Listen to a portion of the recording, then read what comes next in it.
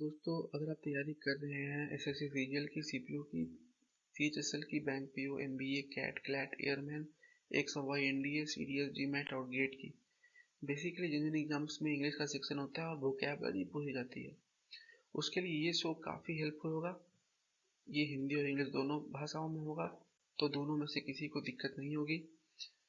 यहाँ पे हम वर्ड्स तो 10 ही करेंगे, लेकिन वर्ड्स को फिक्स्ड प्रीपोजिशंस और सिनोनिम्स और एंटोनिम्स के साथ करने पे वो 200 से भी ज़्यादा वर्ड्स हो जाएंगे। तो चलिए शुरू करते हैं बिना किसी डिले के। तो the first word we have here is alien. ये वो मार्स वाला एलियन नहीं है। एलियन कंट्री, एलियन सिचुएशन या एलियन कस्टम, मतलब दैट इज फॉरेन टू और अननोन टू समवन, मतलब जिससे आप अनजान है या आपसे कोई अनजान है। साइनोनिम्स क्या क्या हो सकते हैं इसके? Foreign to, unknown to, Greek to, Hebrew to, oblivious to, strange to, exotic to, outlandish to, peculiar to. और antonyms native to, familiar to या familiar with, acquainted with, known to, indigenous to. Indigenous means होता है स्वदेशी। Example के तौर पे मैंने लिया है I was alien to that kind of situation. मैं उस तरह के सिचुएशन से अनजान था, यही मतलब है इसका। हमारे पास दूसरा वर्ड है एब्रप्ट। एब्रप्ट मीन्स क्या होता है? एब्रप्ट का मतलब होता है एब्रप्ट चेंज, एंड या टर्न, जो मतलब तीखा के सेंस में आप ले सकते हैं। तीखा सेंस में नहीं, तीखा ही होता है। दैट हैपन सडनली, जो अचानक से हो जाता है। सिनोनिम्स क्या क्या हो सकते हैं इसके? प्रेसिपिटस हो सकते हैं, स्पॉन्टेनियस हो सकते हैं। प्रेसिपिटस का यूज मैंने लिया है, प्रेसिपिटस रेनफॉल, आपको ज़्यादातर यूज यही मिल जाएगा। ग्रेजुअल इसका एंटोनिम होगा। ग्रेजुअल मीन्स होता है जो धीरे धीरे होता है, एकदम धीरे धीरे। एब्रप्ट फिर बिहेवियर होता है, या रिटोर्ट या रिमार्क होता है। रिमार्क का मतलब तो समझते हैं आप, कोई एक्सप्रेशन हो गया, स्टेटमेंट हो गया। रिटोर्ट का मतलब होता है रिप्लाई, जवाब, समथिंग दैट इज रफ। वैसा बिहेवियर, जवाब या रिमार्क जो रफ है, अच्छा नहीं है। तो साइनोनिम्स क्या क्या हो सकते हैं इसके? कर्ट हो सकते हैं, कर्ट रिप्लाई या retort. Abrasive, acerbic, bitter, caustic, acidulous, acrid, ये सारे इसके साइनोनिम्स हो जाएंगे एब्रप्ट के। और इसके एंटोनिम्स क्या क्या हो सकते हैं? Courteous, cordial, genial, affable, amicable, friendly, ये सारे इसके एंटोनिम हो जाएंगे। इन सारे का मतलब फ्रेंडली होता है, दोस्ताना जिसे बोल सकते हैं। और ये एब्रप्ट का एंटोनिम्स है, ओके। और इसके एग्जाम्पल के लिए मैंने लिया है don't show your abrupt behaviour before your boss.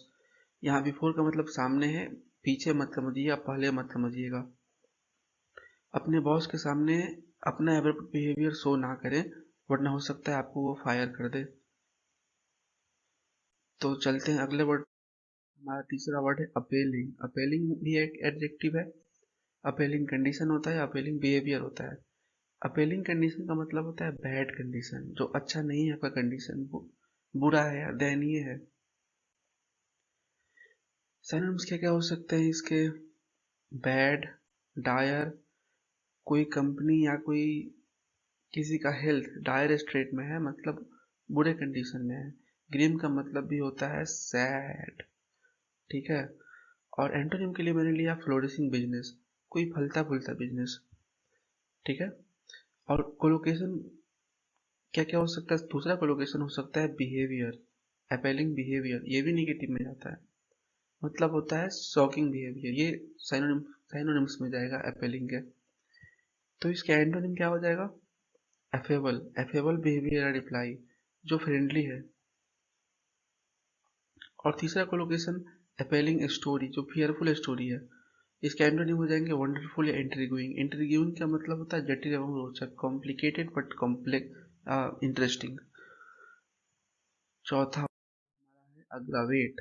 ये एक वर्ब है जिसका मतलब होता है to make a bad situation worse, किसी सिचुएशन को बुरे से और भी बुरा कर देना, ठीक है।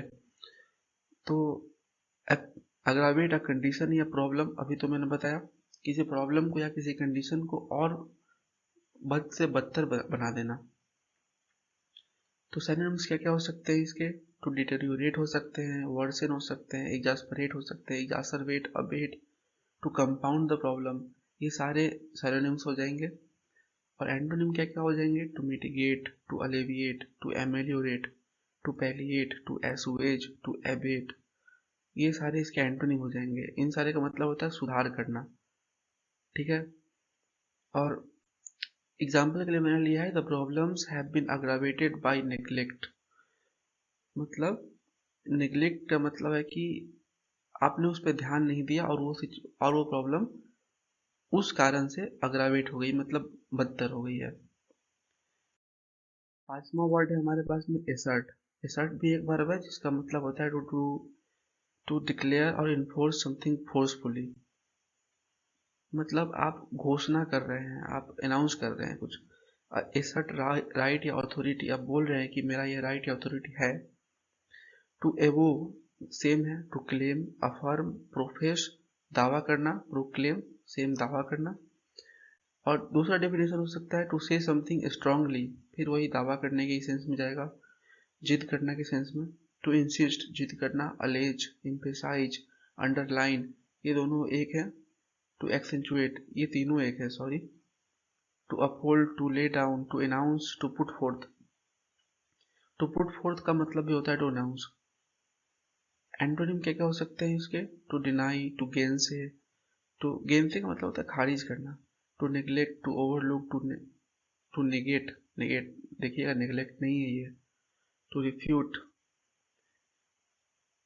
और एग्जाम्पल के लिए मैंने लिया है the suspect continue to assert his innocence. जो सस्पेक्ट था वो बार बार बोल रहा था कि मैं इनोसेंस, मतलब वो बोल रहा था कि मैं इनोसेंट हूँ।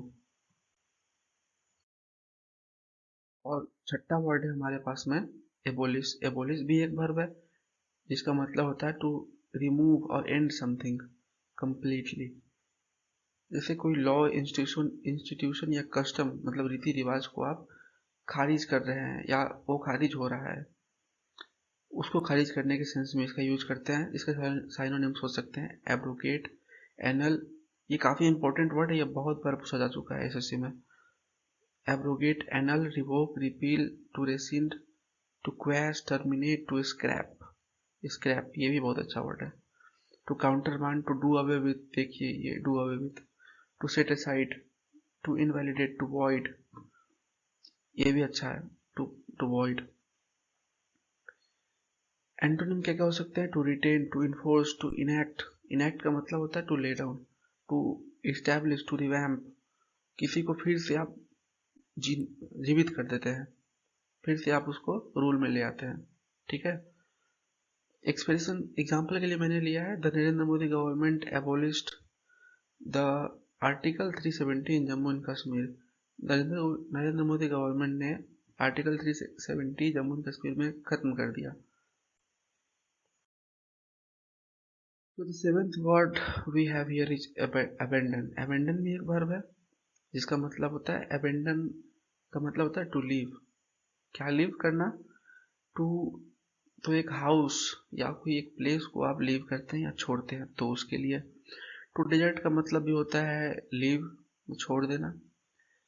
किसी आदमी को छोड़े तब या किसी पर्सन को छोड़े तब, दोनों जगह इसका यूज करते हैं। सिनोनिम्स हो जाएंगे इसके to forgo, to forsake, to maroon, to strand, to ditch, to jettison, to relinquish. To jettison means का होता है कोई आप जहाज पर से कोई चीज थ्रो कर देते हैं, बाहर फेंक देते हैं, तो उसके लिए जेटिसन का यूज किया जाता है ज्यादातर। To relinquish, to surrender to, देखिएगा इसका prepositional use, surrender to, yield to, submit to, give in to, ये सारे सिनोनिम्स हैं और ऐसे ही यूज होते हैं। To abjure, to renounce, to abdicate the throne, कोई एब्डिकेट मतलब त्याग देना, अपनी गद्दी को त्याग देना, अपनी आपके पास जो पावर है उसको छोड़ देना। तो इसके एंटोनिम क्या क्या हो सकते हैं? टू असर्व, कब्जा कर लेना, to seize, to confiscate, to appropriate, जबरदस्ती इस्तेमाल करना या कब्जा कर लेना, ये सारे सिनोनिम्स है। और इसका दूसरा यूज हो सकता है अबेंडन का आपने स्मोकिंग छोड़ दी या फिर आपने कोई मैच छोड़ दिया, तो टू स्टॉप डूइंग समथिंग, आप जो कर रहे थे उसे आप छोड़ दिए, ठीक है, आपने उसे छोड़ दिया। तो एंटोनिम क्या क्या हो सकते हैं इसके? टू इंडल्ज इन समथिंग और समवन, आप किसी आदमी में, किसी आदमी से बात करने में या किसी चीज में इंडल्ज हो गए, या किसी आर्गूमेंट में इंडल्ज हो गए तो वो यहाँ पे समथिंग में आ जाएगा। टू एडॉप्ट समथिंग, आपने किसी चीज़ को अपना लिया, ठीक है। और इसका तीसरा यूज हो जाएगा एबेंडन, पुअर या हेल्पलेस। टू स्टॉप हेल्पिंग, आपने उन्हें मदद कर रहे थे आप और आपने अचानक से बंद कर दिया, तो इसके इसके एंटोनिम हो जाएंगे टू सपोर्ट, आप उन्हें सपोर्ट कर रहे हैं, ठीक है। और एबेंडन से ही बनता है एबेंडेंट, जो एडजेक्टिव हो जाता है, ठीक है, पास्ट पार्टिसिपल एडजेक्टिव हो जाता है। ये मैं आगे हम लोग आगे की वीडियो में देखेंगे कि पास्ट पार्टिसिपल एडजेक्टिव और प्रेजेंट पार्टिसिपल एडजेक्टिव कैसे यूज होता है, ठीक है। तो कोलोकेशन हो गया, कोलोकेशन हो जाएगा इसका एबेंडन या एबेंडेंड हाउस एटसेट्रा, या फिर एबेंडेंड प्लेस है, कोई छोड़ा हुआ प्लेस है, डेरेलिक्टेड प्लेस है, डेरेलिक्टेड प्लेस है, डेरेलिक्टेड हाउस है, छोड़ा हुआ है, या डेरेलिक्टेड पर्सन भी हो सकता है। एग्जाम्पल के लिए मैंने लिया है the board has abandoned the examination due to the spread of corona virus in the state. Board ने स्टेट में कोरोना वायरस के स्प्रेड के कारण, जो फैल रहा था उसके कारण, एग्जामिनेशन को अबेंडन कर दिया है, टाल दिया है। और डेरिलिक्टेड से ही, डेरिलिक्टेड का वर्ब फॉर्म होता है, ये तो यहाँ पे भीतरी हो गया ना, भीतरी एडजेक्टिव हो गया, तो इसका वर्ब फॉर्म होता है डेरिलिक्ट, जिसका क्या मतलब होता है to shirk your duty. Shirk means होता है अपनी ड्यूटी से बच कर निकल जाना। टू नेग्लेक्ट, अपनी ड्यूटी का अवहेलना कर देना, ठीक है। डेरिलिक्शन नाउन होता है, ये इसी से बना हुआ है, जिसका मतलब होता है नेग्लिजेंस, अवहेलना, ठीक है। यहाँ अवहेलना करना क्योंकि ये वर्ब फॉर्म है, और यहाँ पे नेग्लिजेंस यहाँ इसी का नाउन फॉर्म है, ठीक है।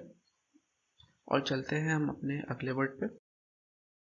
इट्स एम्पल, एम्पल एडजेक्टिव है जिसका मतलब होता है एम्पल अपॉर्चुनिटी या टाइम या फूड, मतलब प्रचुर है, जो मात्रा में प्रचुर है। Something that is in abundant, that is abundant, sorry. Synonyms क्या क्या हो जाएंगे इनके? Plentiful, bountiful, abundant, profusely, plentitude, plenitude, adequate, enough, इनऑर्गी, ठीक है। इनफ यहाँ एक लौता है जो एडवर्ब है, बाकी सब एडजेक्टिव है। ये एडवर्ब है, एडवर्ब, बाकी सब एडजेक्टिव है। एंटोनिम क्या क्या हो जाएंगे इसके? स्कार्स रिसोर्सेज, मतलब कमी है आपके पास रिसोर्सेज की। मीगर, मीगर इनकम, रिसोर्सेज पता है ना आपको, संसाधन। मीगर इनकम मतलब कम इनकम, इनकम के साथ मीगर लगता है जब आपके पास इनकम कम हो। स्पार्स पॉपुलेशन हो, जब आबादी कम होती है तो स्पार्स पॉपुलेशन, और ज़्यादा होती है तो डेंस पॉपुलेशन, घनी आबादी। डेंस, डेंस पॉपुलेशन, वहाँ पर डेंस और एडजेक्टिव हो जाएगा।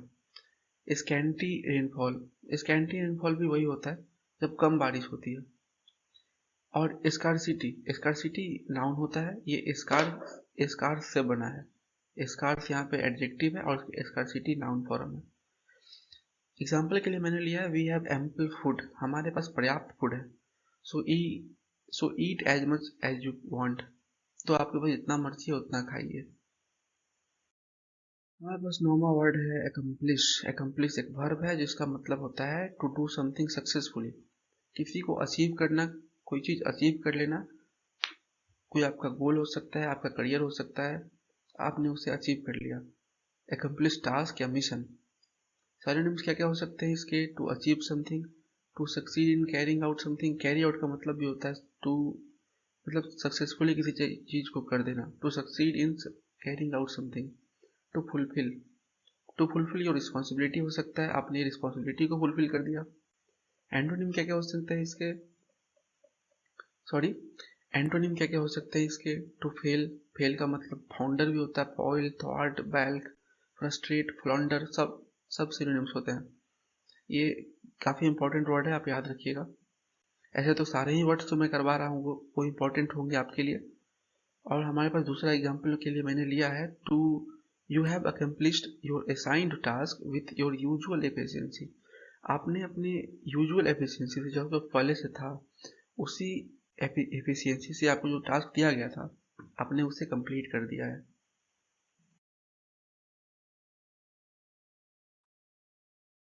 तो हमारे पास अंतिम वर्ड है एनिमोसिटी। एनिमोसिटी टुवार्ड्स या बिटवीन दो पर्सन या दो कंट्री हो सकता है। इसका मतलब होता है द फीलिंग ऑफ एनमिटी। इसका मतलब होता है मतलब दुश्मनी का भाव। एनमिटी में होता है दुश्मनी। सिनोनिम्स क्या क्या हो सकते हैं इसके? Hostility, antagonism, alienation, antipathy. Alienation देखिएगा, अच्छा वर्ड है। Antipathy, grudge, rancour, abhorrence, malevolence, acrimony, resentment, detestation, friction, jaundice या इलविल, ये दोनों बहुत अच्छा वर्ड है। फिर हमारे पास अगला, इसके एंटोनिम क्या क्या हो सकते हैं? एमिटी। एमिटी यूनिवर्सिटी का नाम तो आपने सुना ही होगा, उससे इसको याद रख सकते हैं, फ्रेंडलीनेस होता है। Goodwill, empathy, amiability, amicability, sympathy, cordiality, hospitality. Cordiality, amiability और एमिकेबिलिटी तीनों का मतलब होता है फ्रेंडलीनेस, और एमिटी का भी। और एम्पैथी और सिंपैथी में थोड़ा सा डिफरेंस होता है, बाकी दोनों सेम है ओवरऑल। तो किसी और दिन दोनों का डिफरेंस देखेंगे, आज बस आज नहीं देखेंगे। एग्जाम्पल के लिए मैंने लिया है, there is considerable animosity between him and his brother. उस उसके और उसके भाई के बीच में बहुत ज़्यादा एनिमोसिटी है, दुश्मनी है।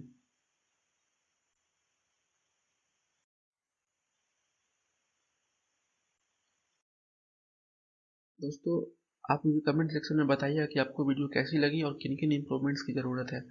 और अगर आपको कुछ कोई वर्ड है जो समझ में नहीं आया होगा तो आप लिखिएगा ज़रूर। मैं कोशिश करूँगा कि आपके वर्ड्स को एग्जाम्पल के साथ ज़रूर कमेंट बॉक्स में लिख दूँ। तो बाकी लेसन देखने के लिए धन्यवाद, और साथ बने रहिए, चैनल को सब्सक्राइब कर लीजिए। धीरे धीरे क्वालिटी इन्हेंस करता रहूँगा। लेसन देखने के लिए धन्यवाद।